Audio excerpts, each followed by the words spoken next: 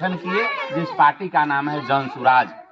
इन 5 चीज जो इसमें है, पहला है पलायन। हमारे घर परिवार का हर एक घर से लगभग 3-4 लोग ऐसे हैं जो बाहर जाते हैं कमाने। उनके लिए 10 से 15 हजार रुपए की नौकरी का व्यवस्था स्थानीय स्तर पर यहाँ हो, ताकि वो लोग कमाने नहीं जाए, मजबूरी में नहीं जाए। 1-2 लाख कमाने वाला लोग तो अमेरिका, दुबई सब जगह जाएगा, लेकिन मजबूरी में 15,000 कमाने के लिए नहीं जाए।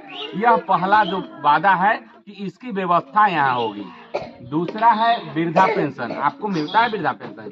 कितना मिलता है? 400 रुपया मिलता है।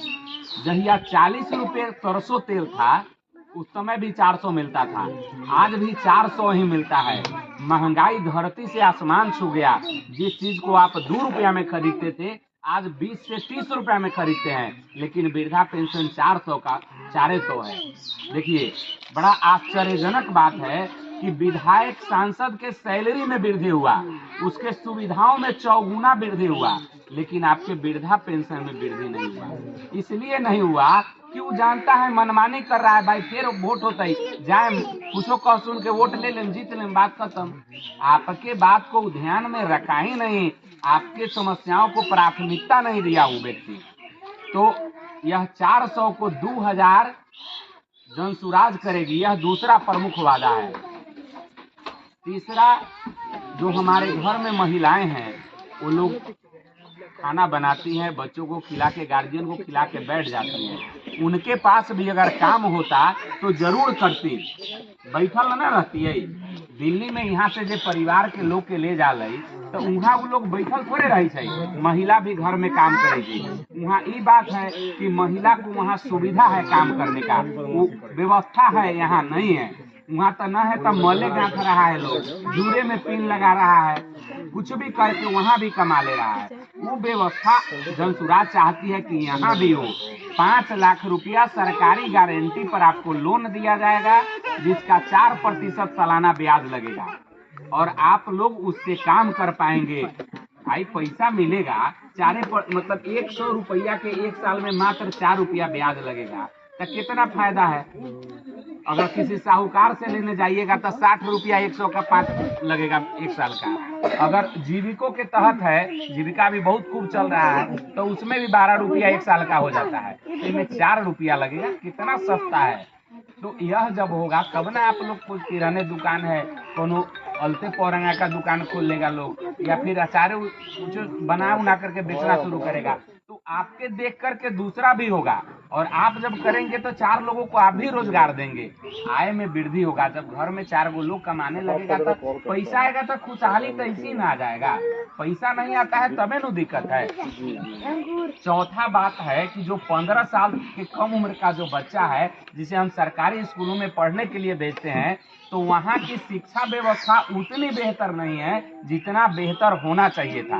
एक बच्चा अगर बहुत बेहतर तरीके से पढ़ लिख लेगा तो वो अपने जीवन में कभी दुखी नहीं रहेगा, अच्छा से कमा खा करके घर परिवार के साथ बेहतर जीवन जी सकेगा। तो उसके लिए बेहतर शिक्षा की व्यवस्था होगी।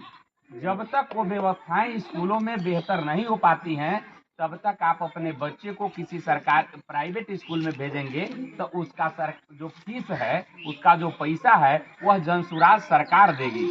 जनसुराज सरकार वह पैसा देगी स्कूल के फीस का। 5वां किसानों के लिए है। बहुत सारे किसान ऐसे हैं जिनके पास बहुत सारी जमीनें हैं, लेकिन वो लोग खेती उतना ही करते हैं जितना में 1 साल का अनाज उत्पादन हो जाए। तो उनको मनरेगा के तहत जो मजदूर होते हैं उनको फ्री में उपलब्ध करवाया जाएगा, जिससे वो नगदी फसलों की खेती कर पाएंगे। 5 चीजें जो हमने बताई हैं, आप अपने घर में देखिए, एक भी व्यक्ति नहीं छूटेगा। बच्चा के लिए शिक्षा है, नौजवान के लिए यहाँ रोजगार की व्यवस्था है, महिलाओं के लिए ऋण और रोजगार की व्यवस्था है, जो किसान हैं उनके लिए मजदूर की मुफ्त व्यवस्था है, और जो हमारे घर में वृद्धजन है उनके लिए वृद्धा पेंशन 400 से 2000 करने की व्यवस्था है। मतलब हर एक व्यक्ति लाभान्वित होगा, और जब हर व्यक्ति लाभान्वित होगा तो हमारा घर परिवार समृद्ध और खुशहाल हो जाएगा। इसमें कहीं से संदेह नहीं है। आज तक इसीलिए हम लोगों की स्थिति नहीं सुधरी कि हम लोगों के लिए रोजगार नहीं था। जब आमदनी नहीं होगा तो कैसे घर परिवार बेहतर होगा? सब चीज का पैसे पर है ना। अब वो आज अर्थ युग है, बिना पैसा के आज कुछ होता ही नहीं है। घर में बैठ के अगर हम पूरा दिन गवा दे तो क्या हो जाएगा, लेकिन वही हमारे पास काम रहता तो 500 रुपया हम कमा के ले आते। तो यह सब व्यवस्थाएं जो हमने बताई है वह इस जनसुराज के सरकार में आने से लागू होगी। तो आप सभी लोगों से हम निवेदन करने आए हैं, आग्रह करने आए हैं कि अब तक तो हम लोग वोट दिए, जिसको दिए नहीं दिए वो बात अब खत्म हो जाता है, लेकिन अब की बार जब हम लोग वोट करें तो हम अपनी समस्याओं पर वोट करें, अपने बच्चों का चेहरा देख करके वोट करें, अपने बच्चा के भविष्य को देख करके वोट करें। हम लोगों का उम्र तो खैर हम अपना क्या कहे, चच्चा का कह रहे हैं, इनका उम्र तो अब बीत नहीं गया, लेकिन इनके बाद वाला जो पीढ़ी है, जो बच्चा है, उनका क्या होगा? तो उसके लिए इहे न सोचेंगे। अरे जब हम अपना बच्चा के लिए हम नहीं सोचेंगे तो कोई और काहे सोचेगा? वो तो अपना बेटा ला सोचेगा। तो हम अपना बच्चा के लिए सोचे, अपना बेटा के लिए सोचे, अपना घर परिवार के लोग ला सोचे और तब वोट करे। और यह जो 5 चीज है, इस बार जनसुराज का अगर सरकार बनता है तो यह 5 चीजें निश्चित रूप से लागू होंगी, लोग लाभान्वित होंगे और स्थितियों में सुधार निश्चित रूप से आएगा।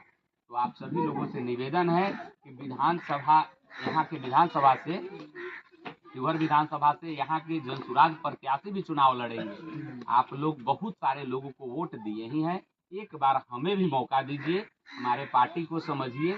अगर हम इन जो बातें कहे हैं अगर वह नहीं लागू होता है तो फिर अगली बार वोट मत दीजिएगा। रोहतास के हैं जी, हाँ, प्रशांत किशोर है।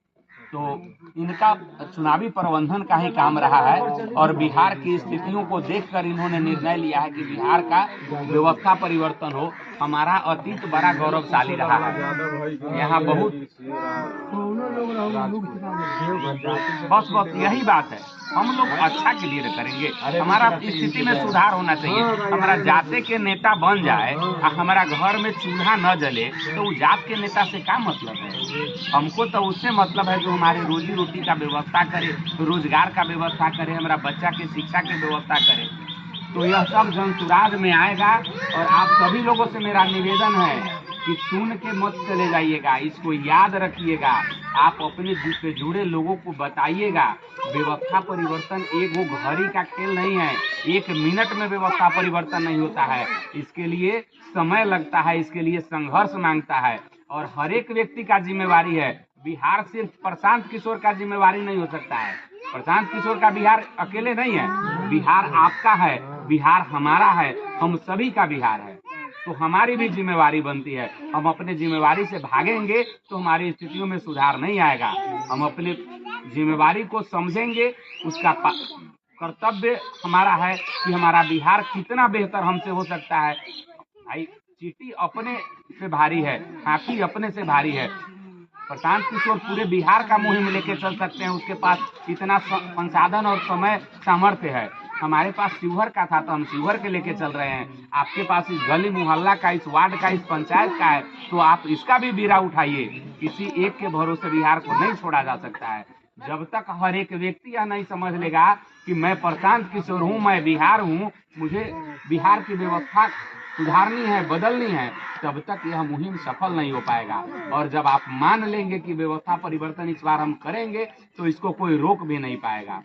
तो पुनः निवेदन आप सब लोगों से है, करबद्ध निवेदन है, हाथ जोड़कर प्रार्थना है आपसे कि स्थितियों को समझिए।